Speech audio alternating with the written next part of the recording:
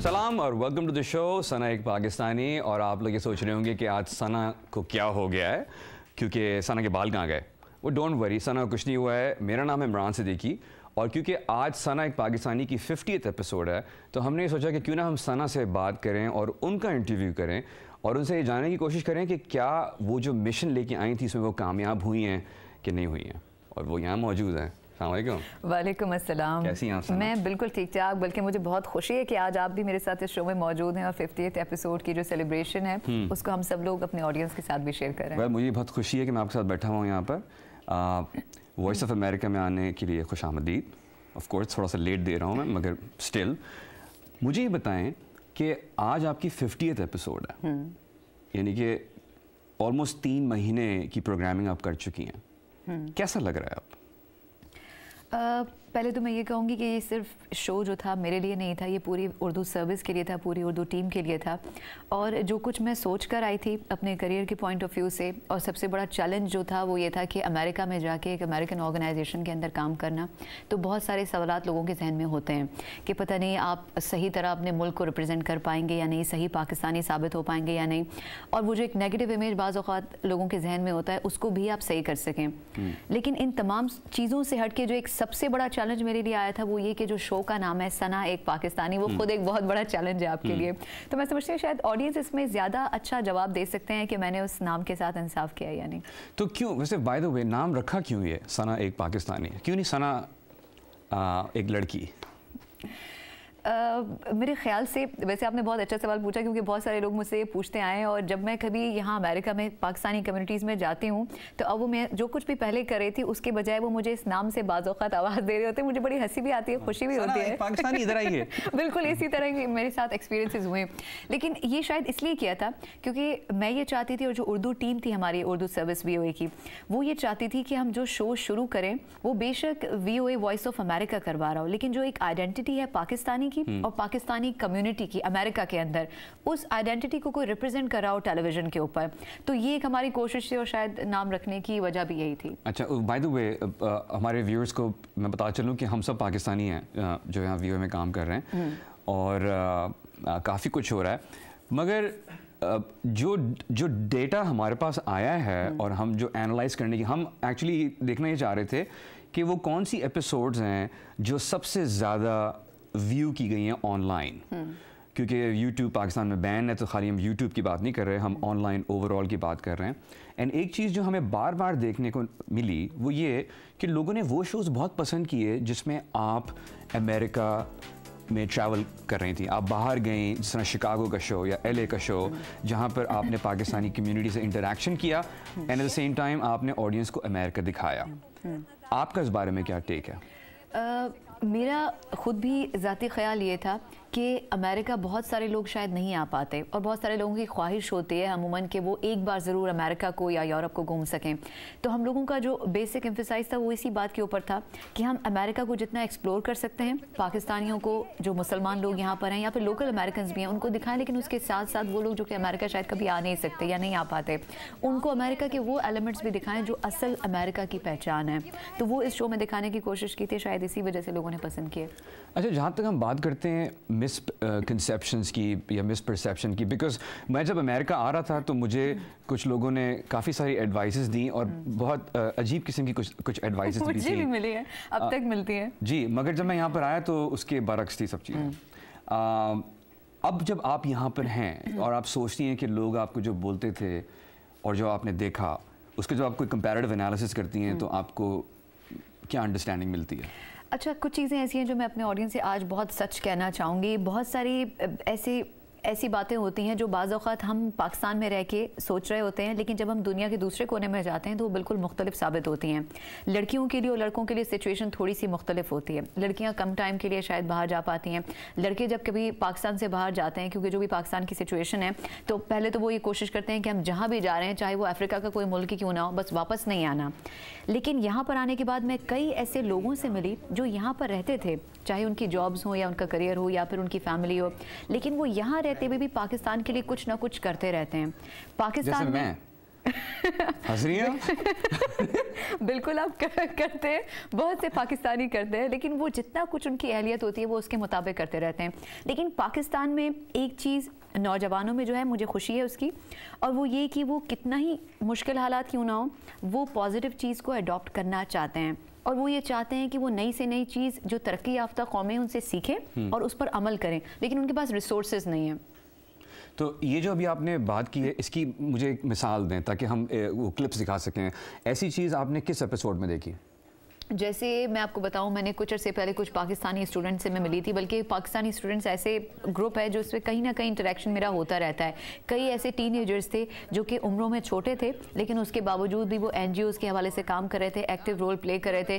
कई पाकिस्तानी फैमिलीज़ ऐसी थी जिनको मैंने यहाँ पर मुख्तलिफ़ किस्म के पाकिस्तानी फेस्टिवल्स करवाते हुए देखा। अगर मैं उनका बैकग्राउंड देखती तो वो इस हवाले से कोई प्रोफेशन को आगे लीड नहीं कर रहे थे, लेकिन वो फैमिलीज़ ये कहती थी क्योंकि हम ही पाकिस्तानी हैं तो हम मिलके कुछ करना चाहते हैं। जैसे मैंने कुछ अर्से पहले एक इंडिपेंडेंस मेला था, वहाँ पर मेरा जाने का इत्तेफाक हुआ। एक दो गैदरिंग्स थी जो कि पाकिस्तानी कम्युनिटीज़ की थी, वहाँ पर वो बिल्कुल सब आम पाकिस्तानी थे, उनका किसी ऑर्गेनाइजेशन से ताल्लुक़ नहीं था, लेकिन वो लोग ये कहते थे कि अगर हम आपस में इकट्ठे नहीं होंगे तो शायद हम लोग यहाँ पर वो एक यूनिटी का इमेज पाकिस्तानियों का नहीं रिप्रेजेंट कर सकें। अच्छा, एक और चीज़ हमने देखी, पाकिस्तानी व्यूअर्स जो हैं, जो कि सबसे बड़ा ब्लॉक है by the way, global viewership में पाकिस्तान में सबसे ज़्यादा आपको देखा गया है। टैक्सी ड्राइवर्स के बारे में बड़े अच्छे से कमेंट्स आते थे। लोग मेरे ख्याल से क्यूरियस थे ये देखने के लिए कि अमेरिका में पाकिस्तानी कैब ड्राइवर्स की ज़िंदगी होती क्या है, और आपको कुछ मिले भी जिसमें उन्होंने आपको कुछ गाने वाने भी सुनाए। वो एक्सपीरियंस कैसा था? उसमें से एक थे उनको नात का बहुत ज़्यादा शौक था, तो आई एम सॉरी, वो गाना नहीं था, वो नात। जी बिल्कुल। अच्छा, लेकिन ये तो मेरा पहला एक्सपीरियंस था, पहला इंटरेक्शन था एक टैक्सी ड्राइवर के साथ मेरा। मैं अपने लोगों से ज़रूर ये कहना चाहूँगी, बल्कि इस प्रोग्राम के थ्रू, कि यहाँ पर एक बहुत बड़ी कम्युनिटी ऐसी है पाकिस्तानियों की, इंडियंस के, बंगालियों की, जो कि टैक्सी के शोबे के साथ जुड़ी हुई है। लेकिन हम इस किस्म की जो छोटी छोटी चीज़ें हैं उसको बाज़ औक़ात इसलिए नोटिस नहीं करते क्योंकि शायद हमें ये इतना अहम नहीं लगता, लेकिन अगर आपने एक आम शख्स से बात करनी है तो आपको उसके शोबे के अंदर, उसके प्रोफेशन के अंदर, उसके दिल के अंदर जाके ये समझना पड़ेगा। मैं आपसे एक इंसिडेंट ज़रूर शेयर करना चाहूँगी। मैं एक तकरीब में गई थी जहाँ पर तमाम के तमाम कोई 100-200 के करीब टैक्सी ड्राइवर्स थे। आप यकीन करें कि अब तक की मेरे शूट्स में वो एक चंद अच्छे शूट्स में से एक था। सब के सब आम लोग, सब के सब शायद 70% फैमिलीज़ के बिना रहते थे, अकेले रहते थे। वहाँ वो लोग पकौड़े बना रहे हैं, खाने बना रहे हैं, कुकिंग कर रहे हैं, और वो सब। और मैंने उनसे पूछा भी, मैंने कहा आप अपनी बेगम को कभी ये बना के देते थे? तो उन्होंने मुझसे कहा कि सना, हम पाकिस्तान में तो उठ के पानी भी नहीं पीते थे और यहाँ पर हम कुकिंग कर रहे हैं। यानी वो एक, मुझे उनके अंदर मोहब्बत इतनी नजर आई। वो एक असल पाकिस्तानी था, काम जो कर रहा था वो छोटा नहीं था, उसका दिल बहुत बड़ा था, लेकिन क्योंकि वो जिस कल्चर से आया था उसको यहाँ सिर्फ इसी की जॉब मिली और वो उसमें भी खुश था। फैंटास्टिक। हम मज़ीद बात करेंगे, मगर इस वक्त हमें कमर्शियल ब्रेक लेना है, so we are coming right back. Thank you so much for watching.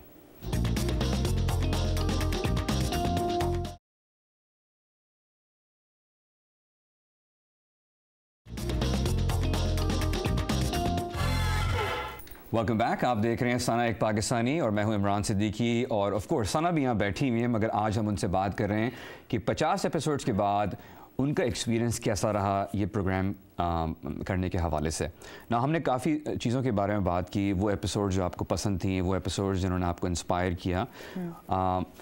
ये बताएं कि वो कौन सी एपिसोड्स थी जिन्होंने आपको अपसेट किया? बहुत सारी होंगी वो तो। नहीं, इस तरह तो खैर नहीं था कि बहुत सारी थी, आपने मुझे परेशान कर दिया। मतलब बहुत सारी ऐसी एपिसोड्स थी जिससे मैं हैरान भी हुई, और एक होता है ना आपका दिल हिला देती हैं, उस तरह की भी चंद एक एपिसोड्स थी। अभी रिसेंटली एक हमने एपिसोड की थी अल्जाइमर्स और डिमेंशिया के पेशेंट्स के ऊपर। तमाम के तमाम बूढ़े लोग थे, और एक सेंटर था जो कि एक पाकिस्तानी खातून रन कर रही थी, और वहाँ पर वो पेशेंट्स भी थे जो बिल्कुल मरने के करीब होते हैं। अच्छा, मैंने पाकिस्तान से आने से पहले ये सुना था कि यहाँ पर लोगों को, जो उनके बूढ़े माँ बाप होते हैं, उनके बस इस किस्म के सेंटर्स में छोड़ दिया जाता है और उसके बाद पूछा नहीं जाता, पलट के देखा नहीं जाता, बहुत बिजी किस्म की ज़िंदगी है। लेकिन जब मैं वहाँ पर गई तो मुझे ये रियलाइज़ हुआ फिर ये कि वहाँ के लोगों से मिलकर भी बात करके भी अंदाज़ा हुआ कि ऐसा नहीं है। यहाँ पर फैमिली सिस्टम जो है वो बहुत स्ट्रॉन्ग है। ये चीज़ दुरुस्त है कि यहाँ पर ज़िंदगी बहुत मसरूफ़ है, लेकिन जो एक फैमिली के कस्टम्स होते हैं उसको चेंज नहीं किया जाता। ये भी बहुत बड़ा मिसकंसेप्शन है कि लोग ये बोलते हैं कि अमेरिका में लोग अपने वालिदैन को छोड़ के चले जाते हैं और डंप कर देते हैं, जबकि ऐसा है नहीं। ये मुझे वहाँ जाके बहुत अच्छी तरह अंदाज़ा हुआ, क्योंकि मुझे जो वहाँ की इंचार्ज थी उन्होंने कहा कि कई ऐसे बच्चे हैं जो कि डेली बेसिस पे, और अगर डेली बेसिस पे नहीं आते अपने माँ बाप को देखने, क्योंकि वो फुल टाइम जॉब कर रहे होते हैं, उनके पास वो उनका ख्याल नहीं रख सकते, मियाँ बीवी दोनों जॉब पे जाते हैं, तो वो वीकेंड्स पे ज़रूर आते हैं और वो कोशिश करते हैं कि वो पूरा टाइम वहाँ पर स्पेंड करें। और वो बाज़ औक़ात, क्योंकि कुछ ऐसे पेशेंट्स भी थे जो कि बिल्कुल मरने के करीब होते थे, 3-3, 6-6 महीने उन सेंटर्स में रहते थे, तो वो उसके बाद जो सेंटर की इंचार्ज थी उनको भी हर महीने, हर 6 महीने बाद फ्लावर्स, बुकेज़ और मतलब जो वो कर सकते थे सिर्फ इसलिए कि उनके माँ बाप का उन्होंने ख्याल रखा। तो ये एक ऐसा एक्सपीरियंस है जिससे मुझे रियलाइज़ हुआ कि कुछ चीज़ें ऐसी हैं जो हर सूरत में हम गलत सोचते हैं दुनिया के हवाले से, उसको हमें करेक्ट करना चाहिए। और अगर हम खुद नहीं कर सकते तो कम से कम इस किस्म के प्रोग्राम जैसे हमारा प्रोग्राम है, अगर ये इन्फॉर्मेशन दे रहा है तो हमें उस इन्फॉर्मेशन को समझ के अपने उस मिसकंसेप्शन को ख़त्म करना चाहिए। ठीक है, मगर फिर लोग ये भी बोल रहे हैं कि आपने पाकिस्तान के बारे में जो मिसकंसेप्शंस हैं उसको ख़त्म करने के लिए यहाँ पर क्या किया? पाकिस्तान के हवाले से मिसकंसेप्शन से मैं आपको अगर बताऊं तो सबसे बड़ी जो चीज़ है जो कहते हैं कि आप पहला इंप्रेशन जो होता है वो यहाँ पर रहने वाले पाकिस्तानी खुद हैं। अगर कोई अमेरिकन हमारे बारे में राय कायम करता है तो वो कायम उस वक्त करेगा जब उसके सामने एक पाकिस्तानी खड़ा होगा। तो मैं ये समझी हूँ इस पूरे 3 महीने में पूरे अमेरिका में घूम के कि अगर कोई अमेरिकन या कोई यूरोपियन यहाँ पर मौजूद पाकिस्तानी से मिल रहा है तो वो आम पाकिस्तानी के बारे में वही सोच रखेगा जो उसको देख के उसे फील होगी।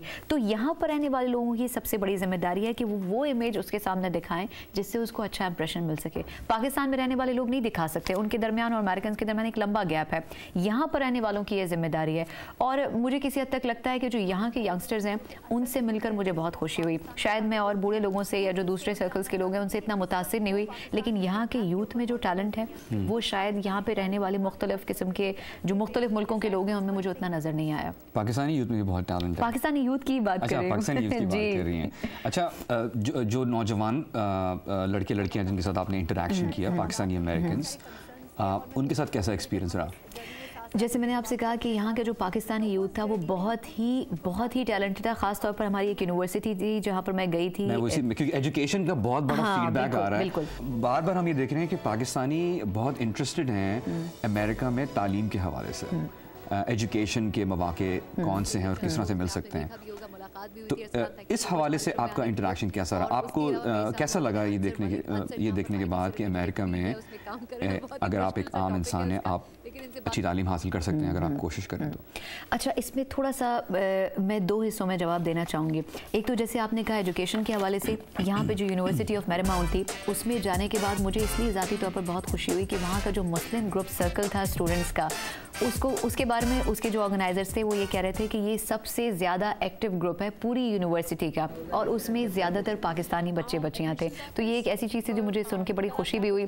लेकिन उन तमाम एक्सपीरियंसेस से जो मैं गुजरी यूनिवर्सिटी से मुताल्लिक, एक चीज़ मुझे थोड़ी सी जिसने मेरा दिल दुखाया वो ये थी कि कुछ पाकिस्तानी बच्चे ऐसे थे जो कि यहीं पर पैदा हुए थे और वो कहीं कहीं पर थोड़े से हेजिटेंट होते थे ये कहने में कि वो पाकिस्तान से ताल्लुक़ रखते हैं या उनके जो फैमिली का बैकग्राउंड है वो पाकिस्तान से। उनको शर्म आती थी? ये चीज़ मैं अभी तक समझने की कोशिश करती हूँ और शायद कुछ लोगों से मैंने बात भी करने की कोशिश की, लेकिन उनका ये कहना होता था कि जो कुछ पाकिस्तान का इमेज यहाँ पर पोर्ट्रे होता है, दिखाया जाता है, उसके बाद हमसे सवालात किए जाते हैं। अभी मैं आपको रिसेंटली एक मिसाल दूँ, कुछ दिनों पहले 2 छोटी बच्चियाँ जो यहाँ पर फेलोशिप या इंटर्नशिप पे आई थी स्कूल लेवल की, वो मुझसे ऑफिस में मिलने के लिए आई। उसमें से एक बच्ची ने मुझसे ये कहा कि जब मैं स्कूल में गई तो मुझसे उसामा बिन लादेन के बारे में पूछा गया, क्योंकि वो एबटाबाद में रहता था और मेरा एक दोस्त स्कूल का वो भी एबटाबाद में रहता था। तो जब मैंने अपने दोस्त के बारे में बताया तो उन्होंने कहा कि ये तो एबटाबाद में उसामा बिन लादेन भी रहता है। तो उस चीज़ से मुझे इसलिए दुख पहुंचा क्योंकि उस बच्ची ने कहा कि ये मेरे दोस्त का या मेरा या हम जैसे तमाम बच्चों का जो कि इस इंटर्नशिप पे यहाँ पर अमेरिका में आए और स्कूल लेवल के बच्चे हैं, मैट्रिक के लेवल के बच्चे हैं, हमारा कसूर नहीं है। तो कहने का मतलब ये कि कभी कभी शायद इस सिचुएशन की वजह से भी ये जो पाकिस्तानी बच्चे हैं ये इस चीज़ को छुपाने की कोशिश करते हैं। यानी ये असल मसले की जड़ नहीं होते, लेकिन ये कोशिश करते हैं कि इनसे इस किस्म के चुपते हुए सवालात ना किए जाएं। हाँ। तो शायद ये एक वजह हो सकती है कि ये लोग ये अपनी जो आइडेंटिटी है वो ना शेयर करते हो यहाँ के लोगों से। सबसे मज़े की सिटी कौन सी लगी अमेरिका में? Most favourite? मुझे LA सबसे अच्छा लगा। LA यानी कि हॉलीवुड, लॉस एंजलिस या पूरा लॉस एंजलिस बहुत अच्छा लगा। और इसके अलावा अगर वैसे तो मैंने बहुत सारा जगह नहीं देखी है, लेकिन अगर आपको एंजॉय करना है तो LA में देखने के लिए बहुत कुछ है। वहाँ पर कई सिनेमास, कई बड़े बड़े कहना चाहिए कि वर्ल्ड डिज्नी वगैरह इस किस्म की जगह भी है, तो आप फैमिली के साथ बहुत एंजॉय कर सकते हैं। लेकिन अगर आपको पीसफुली रहना है तो फिर आप शायद मैरीलैंड में जाके रहें। बड़ा अच्छा ग्रीनरी वाला इलाका है, मुझे बड़ा पसंद आया। मगर आपको ताजुब नहीं होता ये देखने के बाद कि आप जिस अमेरिका की किसी भी सिटी या किसी भी स्टेट में जाएं, आपको बहुत बड़ी तादाद में पाकिस्तानी मिलेंगे वहाँ पर। ये एक्सपीरियंस मुझे शिकागो में हुआ था, क्योंकि जब मैं शिकागो में गई थी और बहुत ही, क्योंकि उस वक्त नई मैं अमेरिका में आई थी, तो मैं कुछ जगहों पे जब गई तो मुझे लोग कमीज़ शलवार में और बुरकों में, और मैं अपने जो कैमरा टीम के साथ होती ना उनसे कहती थी ये मैं कहाँ आ गई हूँ, ये पाकिस्तान है या ये शिकागो है। डिवॉन स्ट्रीट वहाँ पर बड़ी फेमस थी, तो मैं वहाँ पर जाने के बाद मुझे थोड़ी देर तक तो वाकई समझ नहीं आया था। पान की दुकानें और कुल्फ़ी की दुकानें, उस वक्त मेरे साथ रज़ा भी होते थे, उन एपिसोड्स में रज़ा मेरे साथ हमारे को एंकर थे, तो वो बाज़ औक़ात मुझे निहारी और बिरयानी इस किस्म के शॉप्स पे लेके जाते थे। मैं उससे कहती थी हेलो एक सेकंड, मुझे कराची का बंद स्टोर याद आ गया है। तो पाकिस्तानियों ने यहाँ पर हर शहर में कोई ना कोई ऐसा एक कॉर्नर जिसे हम नुक्कड़ कहते हैं अपनी जबान में, वो बनाया हुआ है। खोखा कहीं ना कहीं लगाया होगा, बिल्कुल चाय का खोखा। बिल्कुल बिल्कुल बिल्कुल। हम मजीद बात करेंगे, but we have to take a quick break. एक छोटा सा ब्रेक लेते हैं और फिर वापस आते हैं। आप देख रहे हैं सना एक पाकिस्तानी, मगर मैं हूँ इमरान सिद्दीकी।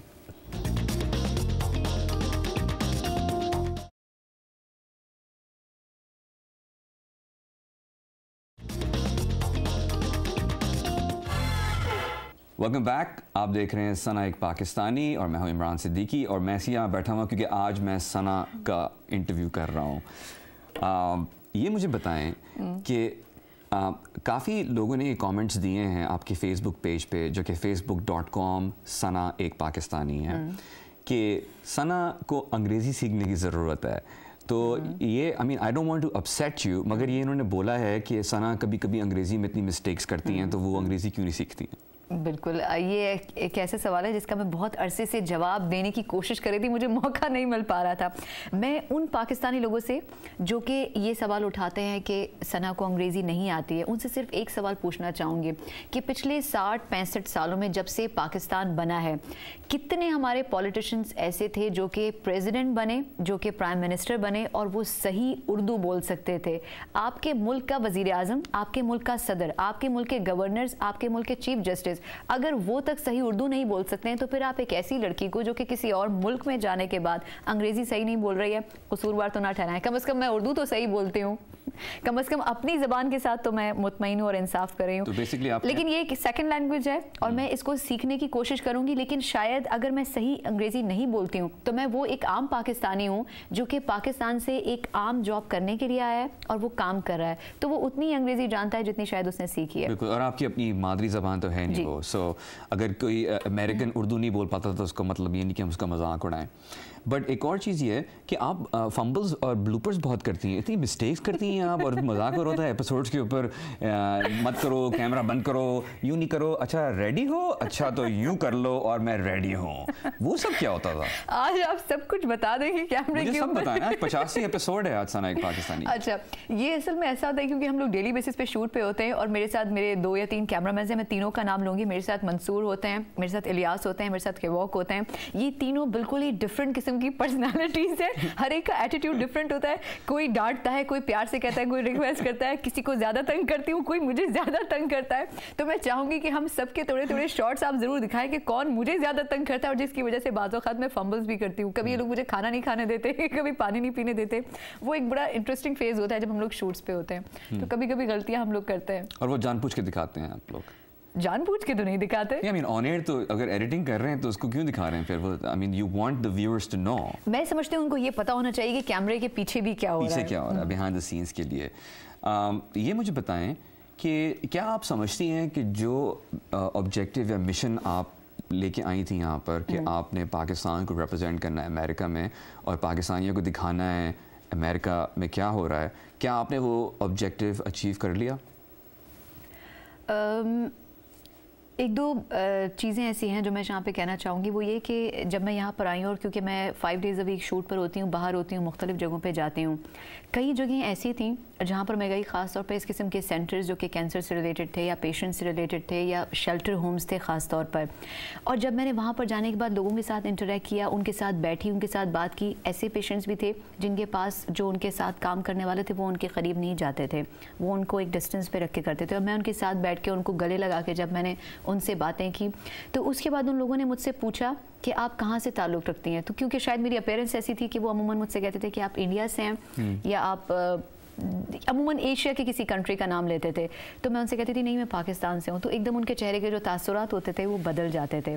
तो उससे मुझे ये रियलाइज़ हुआ कि मैं अपनी एक थोड़ी सी इस्तिताअत के मुताबिक जो पाकिस्तान का इमेज दिखाना चाहती हूँ कि पाकिस्तानी एक मोहब्बत करने वाली कौम है, केयरिंग कौम है, दहशतगर्द नहीं है, सबको आप एक जैसा नहीं समझ सकते, वो शायद इमेज मैंने अपने एक उसमें रहते हुए दिखाने की कोशिश की है।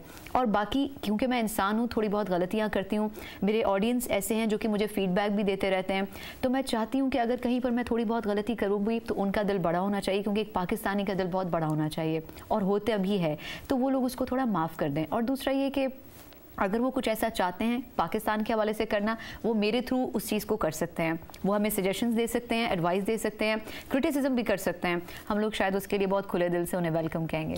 ठीक है, और ये हम बताना चाहेंगे लोगों को कि बहुत जल्द आप वेब पे हमारी जो वेबसाइट है urduvoa.com, उस पर और फेसबुक पे आप लाइव इंटरैक्टिव शोज़ भी करेंगी जिसमें आप डायरेक्टली ऑडियंस के साथ इंटरेक्शन करेंगी, उनके सवाल जवाब सुनेंगी और उनके साथ कोलैबोरेशन करेंगी। इस चीज़ पे मैं ज़रूर कहना चाहूँगी कि ये वो एक उनकी ख्वाहिश थी जो बहुत अरसे से थी, और मुझे बहुत अरसे से लोग ख़ास तौर पर वीकेंड्स पे कहते थे कि आप हमारे साथ लाइव आएँ और हम बात करना चाहते हैं, बताना चाहते हैं, तो शायद उनको बहुत खुशी होगी इस बारे में। वो हम जल्द करेंगे, उसके लिए लोग जो हैं वो urduvoa.com पे ज़रूर ट्यून रहें। अपीयरेंस की आपने बात करी, कुछ लोगों कुछ नाक़दीन हैं आपके जो कहते हैं कि सना आप अपने आप को एक पाकिस्तानी बोलती हैं और आप पहनती हैं पैंट शर्ट्स और अपनी जीन्स और ये चीज़ें। मुझे फिर वो इस बात है कि शायद अगर मैं कोई ऐसे जवाब नहीं देना चाहती जो शायद लोगों के लिए डाइजेस्ट करना मुश्किल हो जाए, तो मैं उसको थोड़ा मोहब्बत से प्यार से इतना कहना चाहूँगी कि एक चीज़ होती है आपका अपना लाइफस्टाइल और एक चीज़ होती है कि आप दूसरों को दिखा क्या रहे हैं।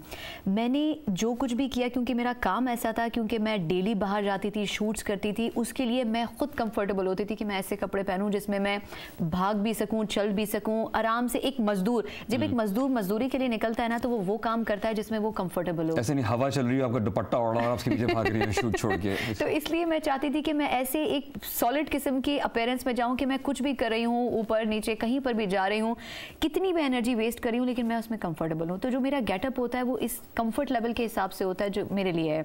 तो शायद लोगों को इस चीज़ को थोड़ा सा एडजस्ट कर लेना चाहिए। और दूसरा ये कि अगर मैं जो बोल रही हूँ और जो मैं कर रही हूँ वो पाकिस्तान के हवाले से बुरा नहीं है, तो फिर वही बात है कि लोगों को थोड़ा सा अपने दिल को और माइंड को थोड़ा बड़ा करना पड़ेगा। फैंटास्टिक। हमारे पास टाइम अनफॉर्चुनेटली ख़त्म हो रहा है, और अगर हम दोबारा करेंगे ये हम आपके साथ लाइव वेब शोज़ पर आके इंटरेक्शन करेंगे। But I just want to thank you for your time कि आपका बहुत शुक्रिया कि आपने सना की एक नई अपीयरेंस दिखाई। हाँ, I mean, इससे कूल सना लग सकती नहीं है अगर सना ऐसी हो सकती थी। But thank you so much for your time. And हम ये बताना चाहेंगे अपनी ऑडियंस को कि सना एक पाकिस्तानी आप देख सकते हैं एक्सप्रेस न्यूज़ पे मंडे टू फ्राइडे 6:30 बजे, एंड ऑफ कोर्स facebook.com/सना एक पाकिस्तानी और urduvoa.com पर भी आप सना के प्रोग्राम को देख सकते हैं। इंटरेक्शन कीजिए, अपनी राय से हमें आगाह कीजिए ताकि हम इस प्रोग्राम को आपके लिए बेहतर से बेहतर बना सकें। ऑन बिहाफ ऑफ सना एक पाकिस्तानी एंड हमारी पूरी की पूरी उर्दू VOA की टीम और बिलखुसूस उर्दू टेलीविज़न की टीम जिसने इस प्रोग्राम को आप तक पहुँचाने में बहुत बड़ा किरदार अदा किया है, आप सबका बहुत बहुत शुक्रिया। एंड आपका शुक्रिया कि आपने हमें देखा। Thank you so much for watching. See you next time.